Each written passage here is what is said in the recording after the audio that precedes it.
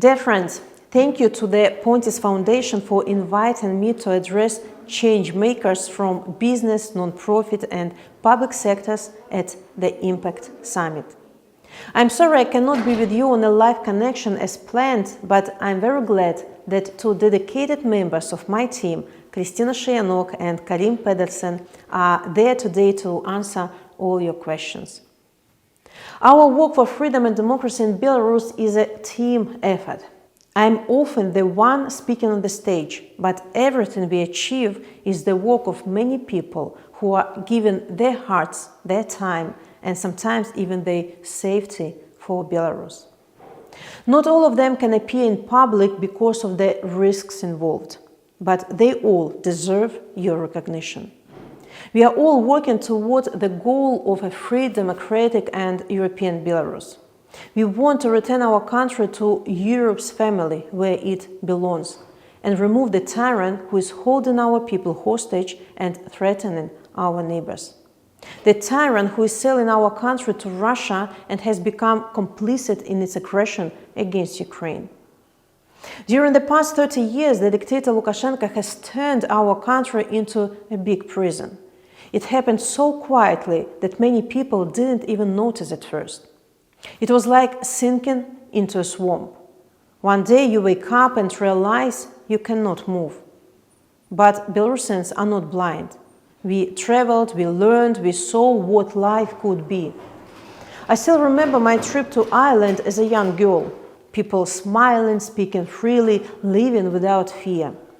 I realized then that Belarus could be different. This is exactly why the regime tries so hard to isolate us. They are afraid of what Belarusians would become if they see the free world. I always say, isolate the dictator, not the people. In 2020, our people proved what they truly are. I won the presidential election, but the regime refused to accept its defeat. It stole our victory from us. Belarusians didn't accept it. They rose up together. Families, workers, students, teachers. Hundreds of thousands took to the streets to demand freedom. The regime answered with violence, torture, and prison cells.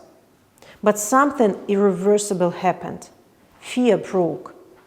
Even after more than 500,000 Belarusians were forced into exile, we remain united, strong, and hopeful. Because we know one simple truth: no dictatorship lasts forever. Many people ask me, how did you find the strength to step forward? From being a teacher, a wife, something with no political background, to leading a national democratic movement.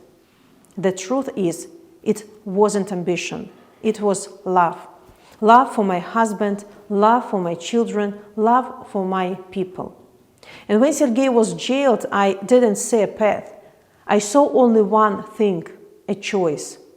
Either to stay silent or to speak up. I chose to speak. I chose to act, not because I was ready, but because I couldn't betray what was right. Carrying the hopes of a whole country, it's not a role anyone can prepare for. It's not just pressure, it is pain, it is fear, it is knowing that every word you say matters. That the regime will twist your image, lie about you, threaten your family. But it is also strength, because I know that I'm not alone.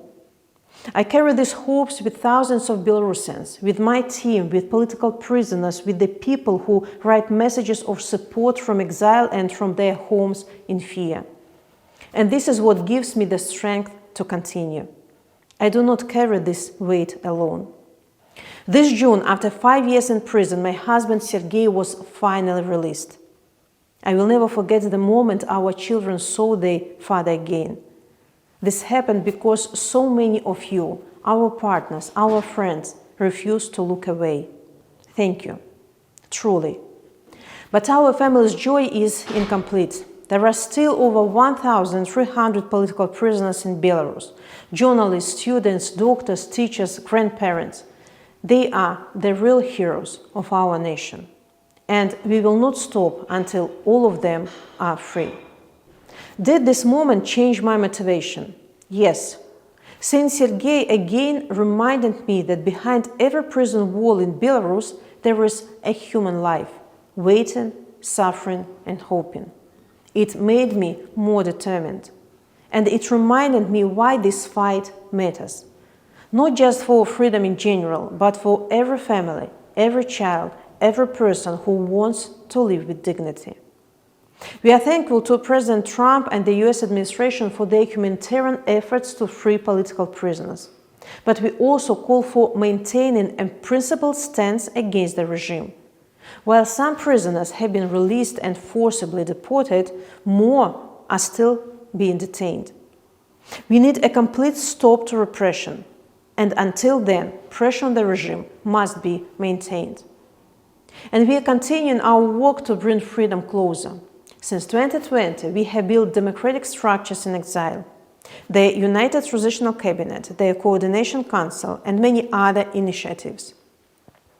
We are drafting a new constitution, training new leaders, and building underground networks inside the country. We are preparing for the day when change comes, because it will come. But I know that many Belarusians, their mood has changed since 2020. People are tired, some feel defeated, some have lost hope. And I, of course, understand them. I have moments of doubt too. But every time I feel like giving up, I remember the faces of political prisoners. I remember the courage of Belarusians who are still resisting. I remember those who sacrificed everything. Hope is not something you wait for. It is something you build. That is why we continue to work, to speak, to prepare. Because by acting, we create hope. And of course, we stand with Ukraine. Their fight is our fight. Our futures are tied. When Ukraine wins, and I believe deeply that it will open a window for Belarus as well. Hundreds of Belarusians are fighting alongside Ukrainians not only for Kiev, but for Minsk too. They understand that dictatorship is like cancer. It spreads unless it is removed completely. Looking at other countries in our region and around the world, I see democratic backsliding.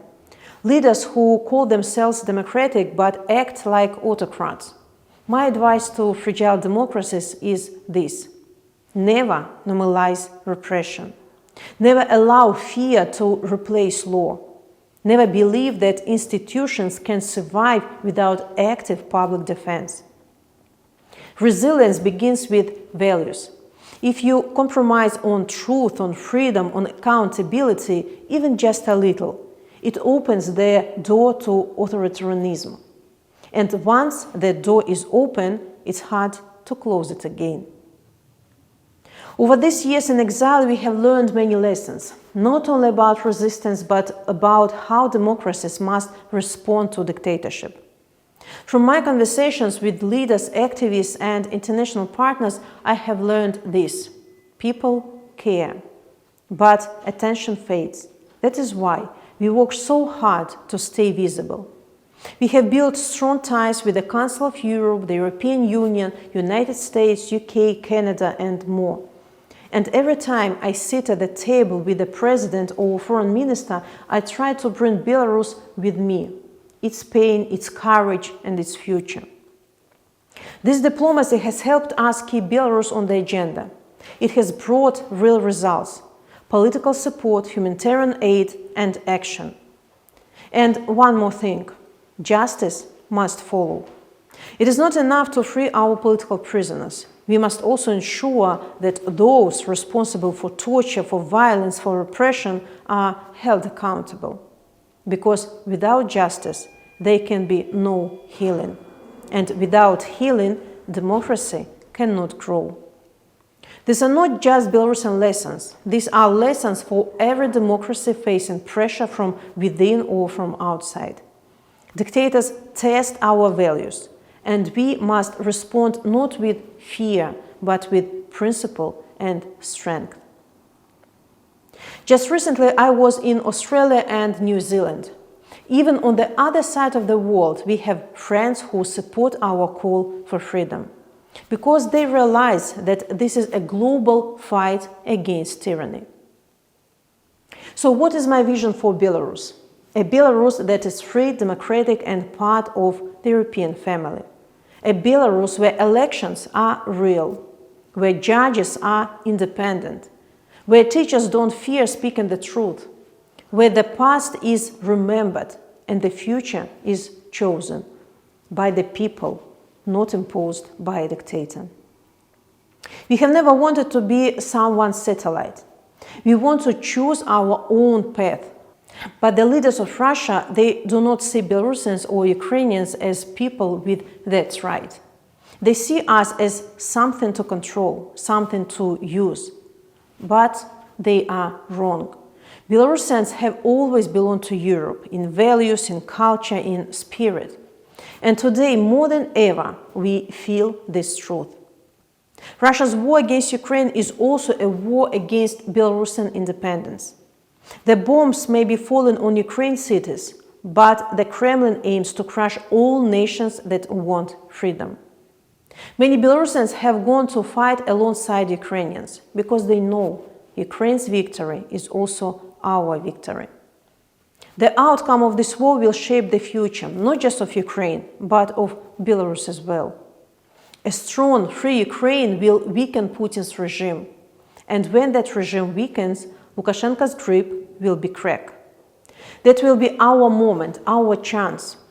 I have said this before. Dictatorship is like cancer. If you don't remove it completely, it spreads. But if Ukraine stands, if democracy stands, then it sends a message to all dictators that freedom has the strength, the courage, and yes, the teeth to fight back and win. This is why we never lose hope, even now, especially now.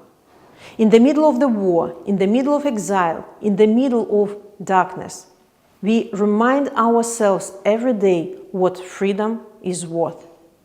Because democracy is easy to lose and so hard to win back. Every generation must be vigilant, and every day we keep preparing for that moment of change. Because when that window opens, and it for sure will, we must be ready.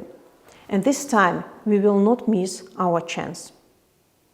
My message today is simple. We are far from home, but still in the fight. We are scattered, but not broken. We are in exile, but we have not surrendered. Please do not turn away. Democracy needs defenders like you. And freedom, real freedom, needs all of us. So thank you for standing with Belarus. Thank you for standing with our future. And one day, I hope we will meet in free Minsk, in democratic Belarus, as proud members of the European family. Long live Belarus!